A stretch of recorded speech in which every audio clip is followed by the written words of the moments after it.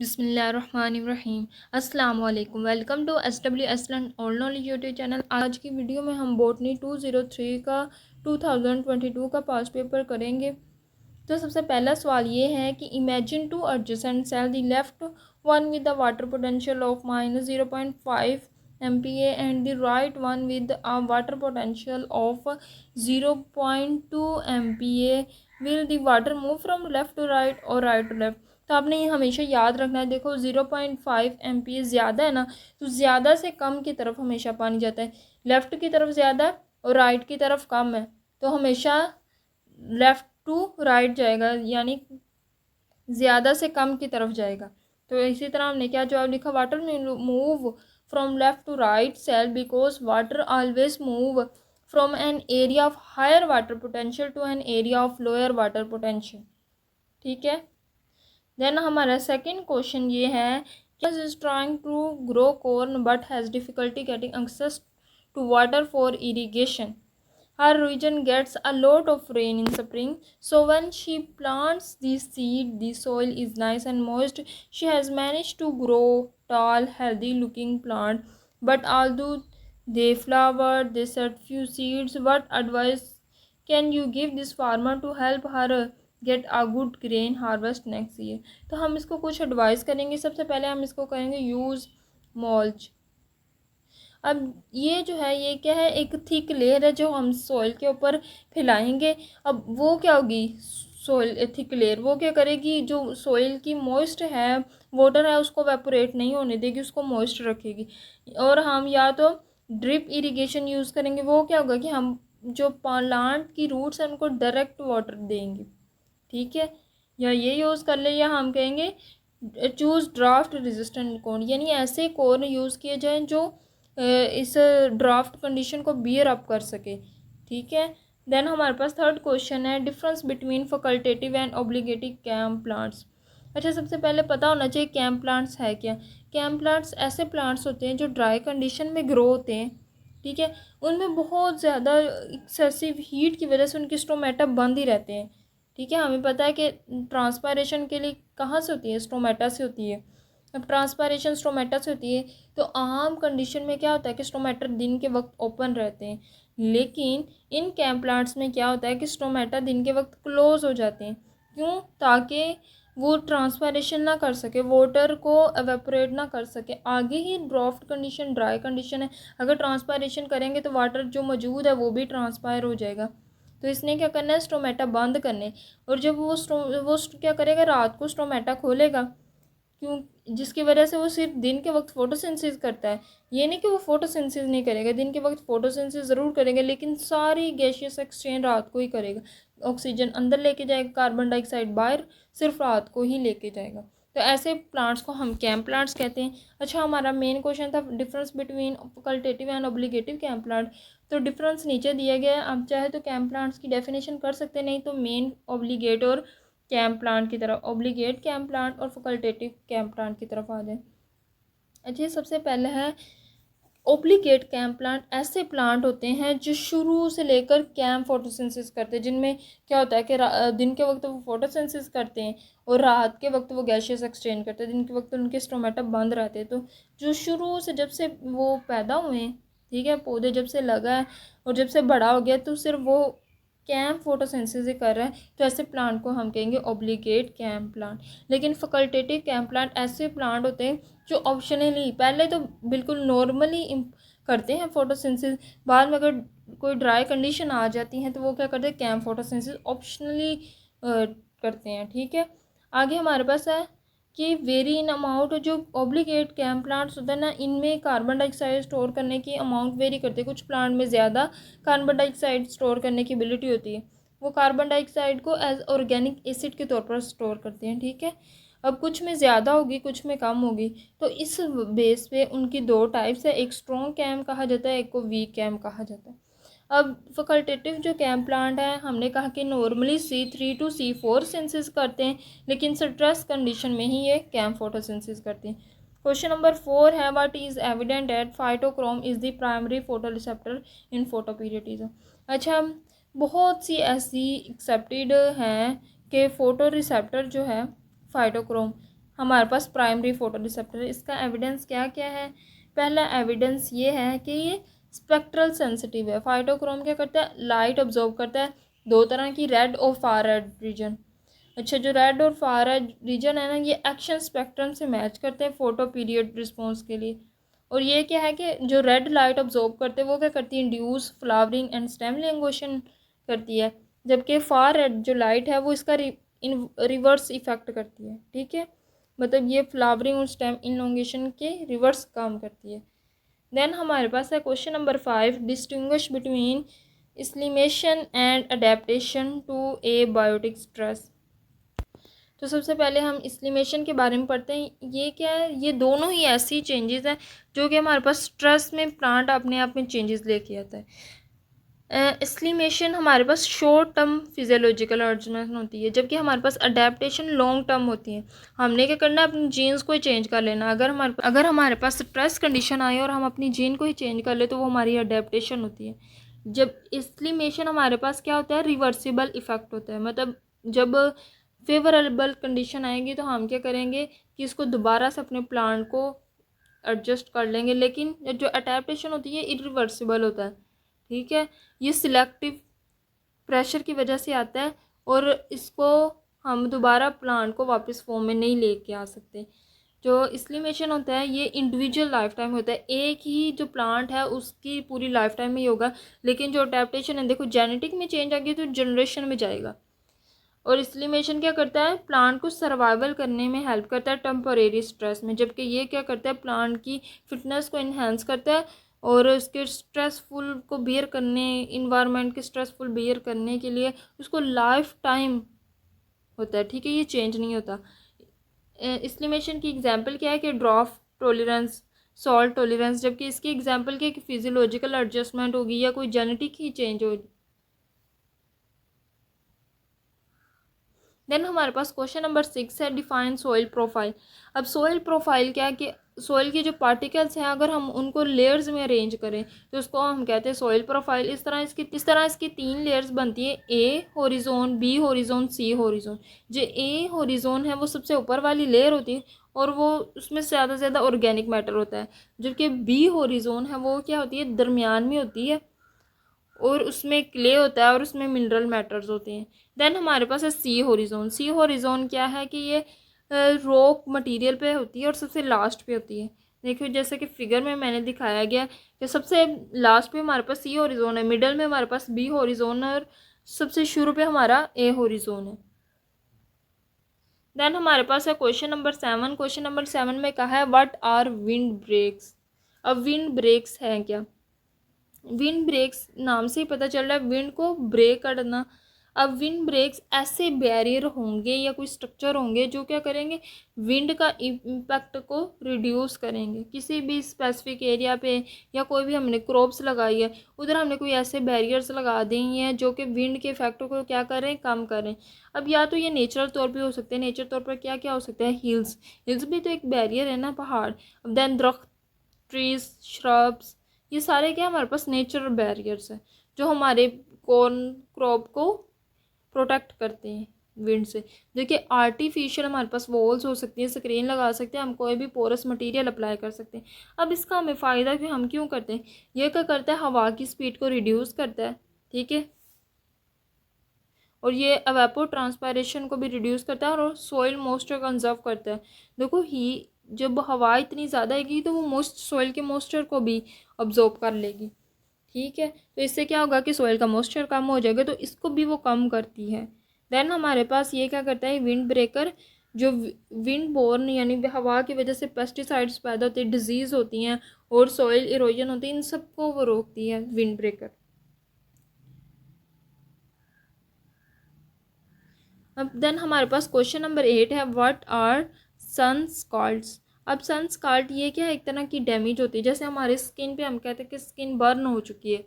जब हम बहुत ज़्यादा गर्मियाँ होती है और सूरज बहुत ज़्यादा होता है गर्म, तो हम अगर बाहर निकले तो अक्सर रंग डल हो जाता है, इसको कहते हैं स्किन बर्न हो चुकी है। तो प्लांट्स की भी स्किन बर्न होती है, उसको हम कहते हैं सन स्कॉल्ड। उसमें उनकी डैमेज कोई भी हिस्सा डैमेज हो जाता है बहुत ज़्यादा एक्सेसिव हीट की वजह से। वो ज़्यादातर फ्रूट होता है और लीव्स होते हैं। ठीक है। इसको हम कहते हैं sunburn and solar injury. ठीक है, आपने अक्सर देखा हो कि लीव्स सड़ जाते हैं, तो इसको भी कहते हैं सनबर्न। और फ्रूट्स भी कभी कभार देखे तो फ्रूट्स भी काफ़ी डैमेज हो जाते हैं, तो इसको भी हम कहते हैं, ये सनस्काल्ड की ही कंडीशन। अब सनस्काल्ड से क्या क्या हो सकता है, इसके इम्पैक्ट क्या है? ठीक है, ये डिस्कोलोरेशन हो सकती है इसकी वजह से। और क्या हो सकता है? नेक्रोसिस, यानी कोई भी टिश्यू, प्लांट का टिश्यू डैमेज हो सकता है, क्रैक्स आ सकते हैं फ्रूट पे। ठीक है, और ये किन वजह से होते हैं? काजेज ऑफ सनस्कार्ड्स, ये डायरेक्ट सनलाइट पड़ रही है उसकी वजह से, हाई टेम्परेचर और वाटर स्ट्रेस है, यानी वाटर इतना ज़्यादा अवेलेबल नहीं है, बहुत ज़्यादा टेम्परेचर है और सन लाइट भी जो है वो डायरेक्ट पड़ रही है, तो इससे हमारे सनस्कार्ड प्लांट को हो सकता है। देन हमारे पास है question number 5, leaves of aquatic plant living under water and devoided of stomata. अब उन्होंने कहा जो प्लांट्स पानी में रहते हैं उनके पास स्टोमेटा नहीं होते। Leaves that float in water, अब जो पानी के ऊपर तैर रहे होते हैं उनकी अपर सरफेस पे स्टोमेटा होते हैं, लेकिन नीचे वाली सरफेस पे स्टोमेटा नहीं होते जो वाटर के साथ कांटेक्ट होते हैं। अब जो एरियल लीव्स है उनकी दोनों साइड पे स्टोमेटा होते हैं, तो हमने इसको एक्सप्लेन करना है। सबसे पहले हम एक्वेटिक प्लांट की बात करते हैं। इनके पास क्या होते हैं कि स्टोमेटा नहीं होते। ठीक है, they have adapted their stomata distributed based on their environment, उनके वो अपने इन्वायरमेंट के हिसाब से अपने स्टोमेटा एडजस्ट करते हैं गैसियस एक्सचेंज के लिए। उनमें क्या होता है कि स्टोमेटा होते ही नहीं है, क्योंकि वो गैसियस एक्सचेंज डायरेक्टली करते हैं। जैसे फिशेस में एम्फीबियंस में देखे तो वो क्या कहते हैं, डिफ्यूजन के ज़रिए अपनी गैसियस एक्सचेंज करते हैं।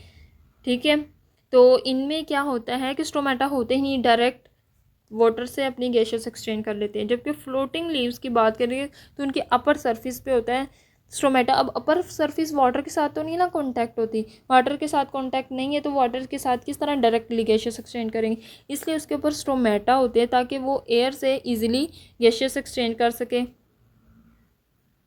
अब हमारे एरियल लीव्स की बात करें तो एरियल लीव्स की दोनों साइड पे स्टोमेटा होते हैं। अब वो तो नहीं वाटर में जो वो डायरेक्टली वाटर के साथ गैसेस एक्सचेंज करें, इसलिए उसकी दोनों तरफ स्टोमेटा होते हैं और वो इजीली एयर के साथ अपनी गैसेस एक्सचेंज करता है। अब हमारा क्वेश्चन नंबर 10 है, differentiate between community and biome.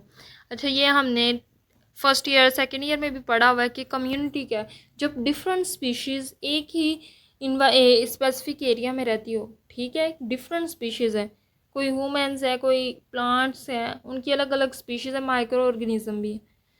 उनको अगर एक ग्रुप कंसीडर करें और वो एक ही स्पेसिफिक एरिया में रहते हैं तो वो कम्युनिटी बनाते हैं। इसमें हमारे पास प्लांट्स भी आ सकते हैं, एनिमल्स भी आ सकते हैं, माइक्रो ऑर्गेनिज्म भी आते हैं जो एक दूसरे के साथ इंटरेक्शन कर रहे होते हैं। अब इसमें हमारे पास एग्जांपल है तो फॉरेस्ट कम्युनिटी, जिसमें हमारे पास ट्रीज़ भी होते हैं, बर्ड्स भी होते हैं, इंसेक्ट भी होते हैं, फंजाई भी होते हैं, जो कि एक जंगल में इकट्ठे रह रहे होते हैं। अब हम बायोम की बात करें, बायोम हमारे पास क्या लार्ज जियोग्राफिक एरिया होता है जिसमें स्पेसिफिक क्लाइमेट कंडीशन होती है, प्लांट्स होते हैं, एनिमल्स होते हैं, जो हमारी पूरी यूनिवर्स है इसके पूरे क्लाइमेट पूरा एरिया मिला ले तो हमारे पास बायोम बन जाता है। बायोम क्या एक लार्ज स्केल है और इसमें हमारे पास मल्टीपल, इसमें सारी जितनी भी जो कम्युनिटीज एग्जिस्ट करती है वो सारी बायोम में आ जाती हैं। ठीक है, देन हमारे पास क्वेश्चन नंबर 11 है जिसमें क्या कहा कि difference vacuolar H+ ATPase and vacuolar H+ पीपेज। अब जो दोनों हैं एटीपेज एंड पीपेज, ये हमारे पास प्रोटीन पम्प्स हैं। ये क्या करते हैं, हाइड्रोजन आयन को क्रॉस द मेम्ब्रेन पंप करने के लिए यूज़ होते हैं।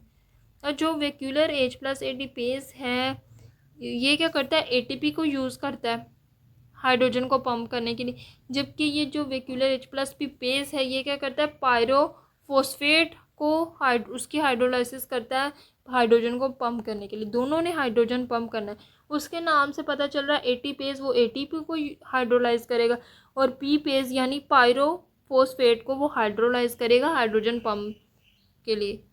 अब देन हमारे पास है रेगुलेशन, ये किस तरह रेगुलेट होते हैं, हमें पता है कि इसके लिए एटीपी चाहिए, एटीपी अवेलेबिलिटी होनी चाहिए। ये क्या करता है, पीएच को मेंटेन करता है ब्लड की। अगर और आयंस कंसंट्रेशन देखो, H+ आयंस मूव करेंगे तो आयन की कंसंट्रेशन भी होगी ना रेगुलेट। अब ये क्या करता है, पीपीआई, जबकि वैक्यूलर पीपेज ये किस तरह रेगुलेट होता है, पायरोफॉस्फेट से, उसकी अवेलेबिलिटी होनी चाहिए। पीएच एंड आयन कंसंट्रेशन देखो, ये भी पीएच को मेंटेन करना, देखो हाइड्रोजन आयंस है ना तो वो मूव करेंगे तो पीएच भी मेंटेन होगी और आयन कंसंट्रेशन भी चेंज होगी। देन हमारे पास इन दोनों का फंक्शन क्या है कि जो वैक्यूलर पी एटीपेज है ये हमारे पास मेनली इन्वॉल्व होता है वैक्यूल की पीएच को मेंटेन करने के लिए और आयन होमोस्टेसिस के लिए। और जो है हमारे पास पी पेज ये इन्वॉल्व होता है vacuolar pH regulation and ion transport. इसका भी सिमिलर फंक्शन है, बस दोनों का ये है कि एक एटीपी हाइड्रोलाइज को यूज़ करता है, एक पायरोफॉस्फेट हाइड्रोलाइज को यूज़ करता है। चाहिए याद रखना जो एटीपेज है हमेशा अक्रॉस द कंसनट्रेशन, यानी जहाँ कम है जहाँ ज़्यादा है, कम से ज़्यादा की तरफ जाने की कोशिश करता है। जबकि ये vacuolar H plus P page है ये अक्रॉस द कंसंट्रेशन ग्रेडियंट भी हो सकता है, अगेंस्ट द कंसंट्रेशन ग्रेडियंट भी हो सकता है। देन हमारे पास है क्वेश्चन नंबर 12। क्वेश्चन नंबर 12 में कहा गया है what is value of osmotic potential of the pure water. अब ओस्मोटिक पोटेंशियल क्या होता है कि कोई भी सोल्यूट है वाटर में उसकी वजह से जो पानी पे प्रेशर पड़ रहा है वो हमारे पास ओस्मोटिक पोटेंशियल होता है। अब देखो जो वाटर है वो प्योर है, यानी वाटर में सोल्यूट नहीं है। जब सोल्यूट नहीं होगा ऑस्मोटिक पोटेंशियल तो सोल्यूट की वजह से होता है। जब सोल्यूट ही नहीं है तो वाटर का ऑस्मोटिक पोटेंशियल क्या होगा, ज़ीरो, क्योंकि वहाँ पे कोई भी सिस्टम में प्रेशर एग्जर्ट नहीं करता। लेकिन जब सोल्यूट डालेंगे तो ऑस्मोटिक प्रेशर इंक्रीज करेगा। अब हमारे पास है differentiate between canal and carrier protein. अच्छा, किनाल जो होती है ना, किनाल प्रोटीन, ये हमारे पास कोई भी पोर्स होते हैं जो मोलिक्यूल्स को डिफ्यूजन के ज़रिए पास करने के ठीक है, डिफ्यूजन के ज़रिए जैसे मोलिक्यूल पास कर सकते हैं। जो कि कैरियर प्रोटीन होता है इनके मोलिक्यूल बाइंड कर जाते हैं और कैरियर प्रोटीन की बिल्कुल कन्फर्मेशन ही चेंज हो जाती है। किनाल प्रोटीन में क्या होता है कि पोर के ज़रिए गुजरते कैरियर प्रोटीन मोलिक्यूल के साथ बाइंड कर जाते हैं। अब जो किनाल प्रोटीन होती है इनको एनर्जी रिक्वायर्ड नहीं होती, ये concentration gradient across the concentration gradient ही काम करते हैं। और ये बाई डायरेक्शनल होते हैं, लेके भी जा सकते हैं लेके भी आ सकते, मतलब उनसे मॉलिक्यूल गुजर भी सकते हैं, ठीक है, और अंदर भी सेल के आ सकते हैं बाहर भी जा सकते हैं, तो बाई डायरेक्शनल हुआ। जबकि हम इसकी बात करें कैरियर प्रोटीन्स की तो ये कि उनको सिर्फ एनर्जी रिक्वायर्ड होती है ट्रांसपोर्टेशन के लिए, ठीक है, क्योंकि इन्होंने अगेंस्ट द कंसंट्रेशन काम करना होता है। तो इनको एटीपी की ज़रूरत होती है और हमेशा यूनि डायरेक्शनल होते हैं, यानी जिस डायरेक्शन में लेके जा रहे हैं उसी तरफ लेके जाएंगे, उससे वापस लेके नहीं आएंगे। अब हमारे पास क्वेश्चन नंबर 14 है जिसमें कहा गया कि define water holding capacity of the soil. अब नाम से पता चल रहा है कि ये क्या है, कोई भी सॉइल है उसकी वाटर होल्डिंग, ठीक है, वो कितनी कैपेसिटी है वो हमने बतानी। अब वाटर होल्डिंग कैपेसिटी ऐसे क्या है कि मैक्सिमम अमाउंट ऑफ वाटर है जो कि सॉइल क्या करती है, रिटेन करती है। अब देखो फोर्स ऑफ ग्रेविटी क्या करेगी, वाटर को नीचे की तरफ पुल करेगी, जबकि प्लांट है वो उसको कैप्चर करके रखेगा, उसको रिटेन करके रखेगा अपने लिए। तो ये कि जितना वाटर वो रिटेन करके रख रहा है उसको हम कहेंगे वाटर होल्डिंग कैपेसिटी। इसको हम किस तरह डिटरमाइन कर सकते हैं, सॉइल का टेक्सचर कितना है, सॉइल स्ट्रक्चर कैसा है, ऑर्गेनिक मैटर कॉन्टैक्ट कितना है सॉइल में, तो हम उस तरीके से वाटर की प्लांट की water holding capacity find out कर सकते हैं। अगर कोई सॉइल है उसमें क्ले का कांटेक्ट बहुत ज़्यादा है तो वो ज़्यादा वाटर होल्ड कर सकती है, ठीक है।